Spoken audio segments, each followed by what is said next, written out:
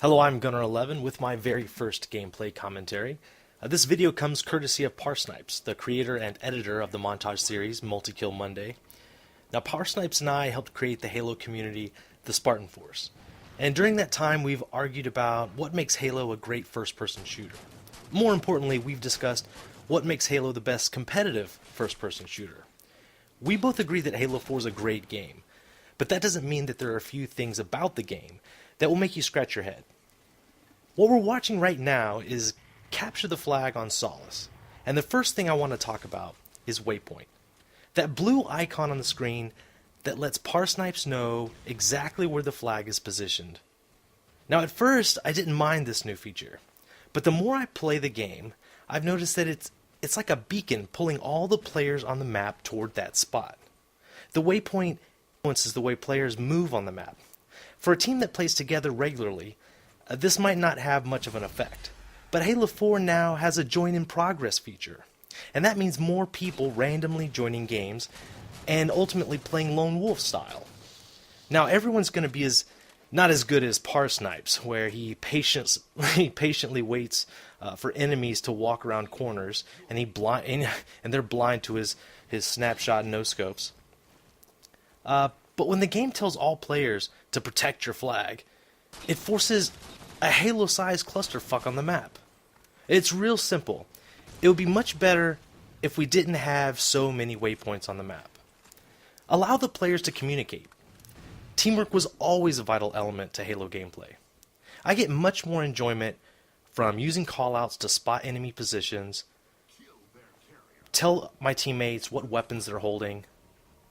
And in Capture the Flag, it was both frustrating and rewarding to rely on teamwork and communication to stop the opposing team shooting the flag, while at the same time planning a counterattack. Of course, teamwork and communication still exist, but I just think it's becoming less popular. Now, that's my opening rant, and let's just get into some gameplay. Because aside from that, I think the game plays exceptionally well.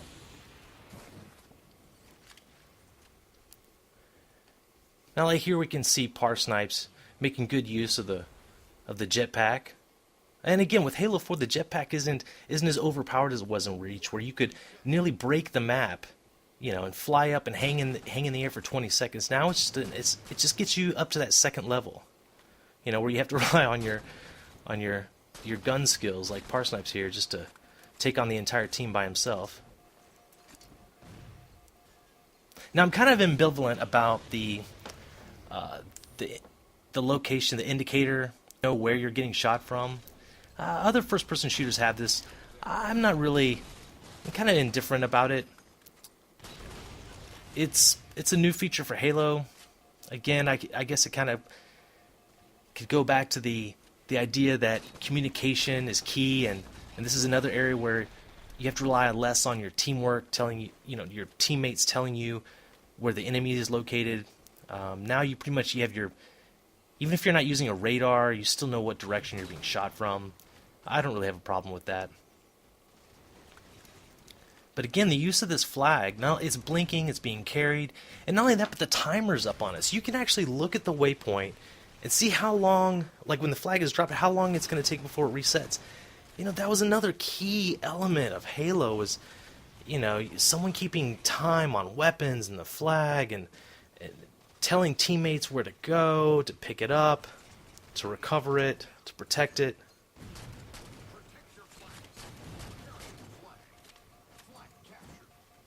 Now it's just a matter of following the waypoint, looking at your screen, it'll tell you exactly where to go.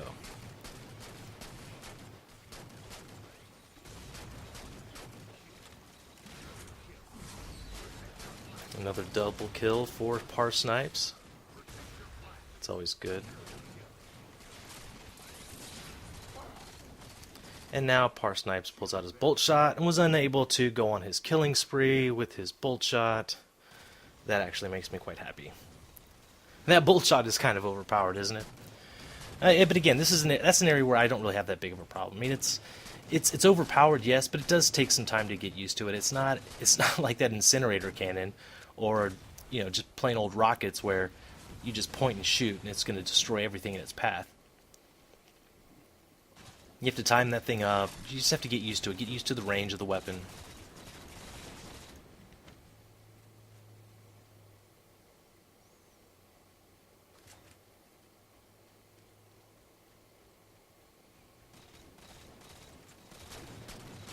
Yeah, at times I almost feel like the entire screen is just filled with letters and writing and waypoint.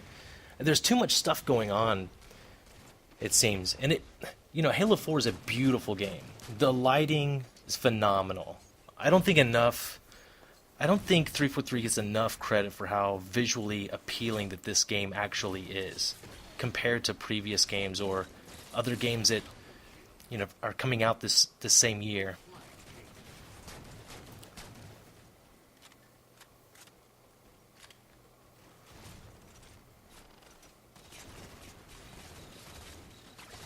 Let's protect our flag carrier with a bolt shot. That bolt shot, even the single shot isn't that weak for that bolt shot either. It's a great secondary. But again, not for a new player, I don't believe, though. You can't just come into the game, run around with a bolt shot and expect to have a positive KD. It does require some amount of skill.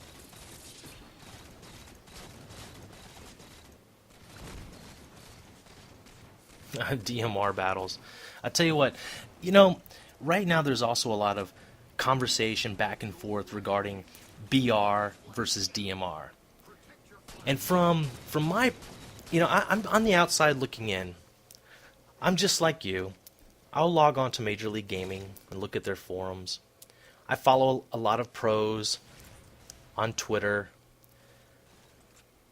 I'm just listening in on their conversations, and I don't get it. I don't understand what the big flack is about the DMR versus the BR. There are differences, yes. A lot of it has to do with range. And you can play test it all you want and decide, okay, well, the BR, it's a 3-round burst, and if one of the shots in the burst misses, then it takes longer to kill somebody, whereas the aim assist for a DMR is much better, and you're not waiting for, it's not a burst shot, it's more forgiving, and therefore you're able to kill people quicker with a DMR. Yes, that's a great way to frame the argument. I'm not going to discuss that that particular argument. It's one I've heard. It's probably the most popular argument to make that proves that the DMR is more powerful than the BR. But just give people choice. I like the choice. I like having them both in the game. Just run with it, whatever one you prefer. Is it? I don't know who that's hurting. If you prefer the DMR over the BR, then run with the DMR. If you prefer the BR, run with the BR. Now, if you're running with a battle rifle and you get owned by someone with a DMR, now, I don't think it's fair to complain to say, oh, that weapon was overpowered, because in each instant, it's only anecdotal information anyway. You don't know who you're up against, and all things aren't equal. Connection times, you don't know if he actually fired out before you. And it happens so fast, not everybody is capturing it on their capture card and replaying it back to watch it. Most of the time we run through these games, and when it's done, we use our own, we'll recall the good moments and the bad. And, we're only human. So we're not remembering things exactly how they played out. I know a lot of people might not agree with this, but I just say let it play out. Use whatever weapon you want. If you're good with a weapon, if you know how to play this game, you're going to kill people more times than you're going to be killed. So don't worry about it. As far as competitiveness goes, I don't run any tournaments, so let those guys do whatever they want. But for the average gamer, don't get caught up in the arguments over which weapons are better and if one's overpowered. Don't waste your time with that. Just play the game. Learn some strategy. Learn each one. First, you need to identify the range. Like a lot of these battles that Parsnipes getting in, a lot of mid-range stuff, not a lot of long-range stuff, even though that's where the DMR actually excels. These are still all mid-range.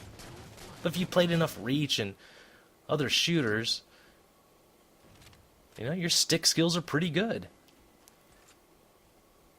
Aim for the head, strafe to avoid shots. Make yourself a hard target, right?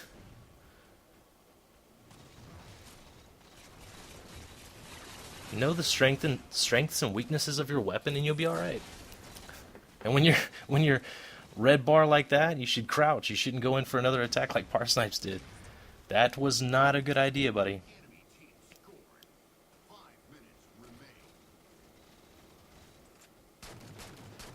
You know, but my initial rant was about the waypoints and how it changes the flow of the game. And where just a moment ago I just suggested that Parsnipe should have probably taken cover and let his shields come back up. And that's a key part of the game. Heck, if even Call of Duty or another fast-paced shooter, crouching around the map and taking your time, and when you're weak, finding cover, those are some key elements to playing a shooter. You know, staying alive is more important. You know, learn to do that. But where I think these waypoints, even in the regular, in the Infinity Slayer, and I believe in some Slayer Pro maps, you also see weapons being highlighted on the map. And I think it just unnecessarily tempts players to run towards that area and forces combat. You know, new players and average players like myself, we need to relax. Just take our time.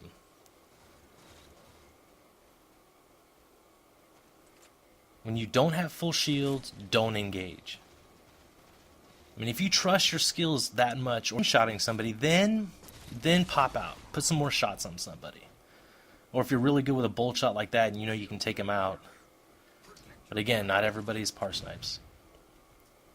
Pre-nade around corners. That's just another aspect of anticipating where the enemy's going to be. You get used to the flow of the map. He's reading his radar. Those are just the basics, right, of playing any shooter. But I don't have a good feeling about these waypoints. Because with the join-in process, even if you have 3 people on a team or just you and a buddy and you want to play a team game, you may have 2 or 3 other randoms that are going to be rushing in and following the waypoints and following the flags without giving time to pay attention. Hey, strategically, how do we want to set up on this map? Where is the enemy? We should be putting team shots on them.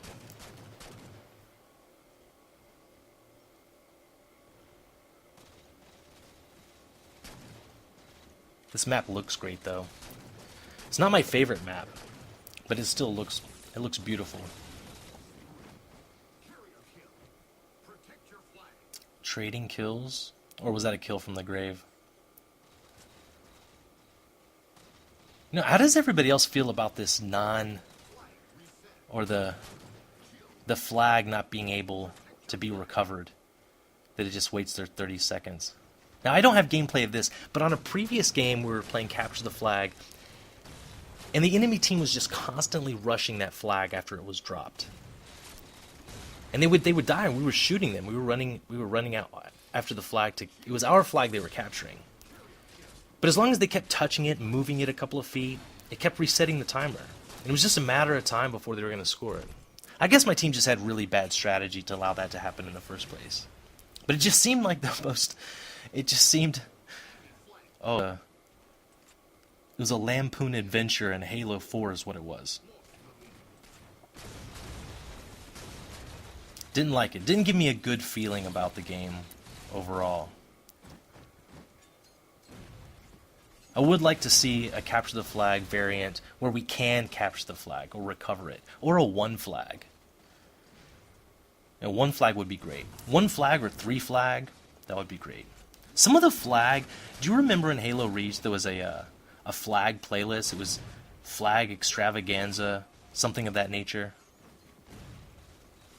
You know, that wouldn't be all that bad to have in Halo 4. I mean, Capture the Flag is an old game type. And it's still around for a reason. It's fun to play. It's a great objective-based game. I would really love to see some different variants.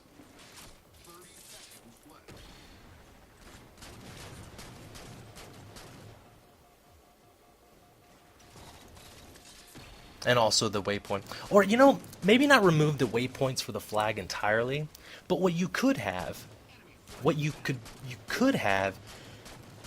know, is a compromise. Can we have the waypoint only appear at key moments, like when it's picked up or dropped, and then it's up for maybe 4 seconds, 5 seconds, and then disappears? The timer, we only see it when it pops up, you know, between 30 and 33 seconds, or 30 and 27 seconds, and 10 and 12, something of that nature. Some kind of compromise where you can still let the new players that are unusual to, or that are new to Halo, and maybe this game type is unusual to them, which I couldn't understand, but it's possible. You can have the waypoint to help those players. But it's a compromise so that we still want to promote, we want to create an environment where you want to foster communication and teamwork.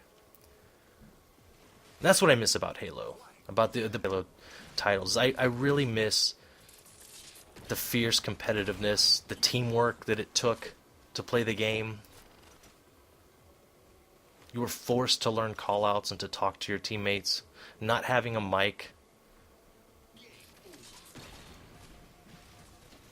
was almost equal to losing right off the bat, because you couldn't tell teammates where the enemy was.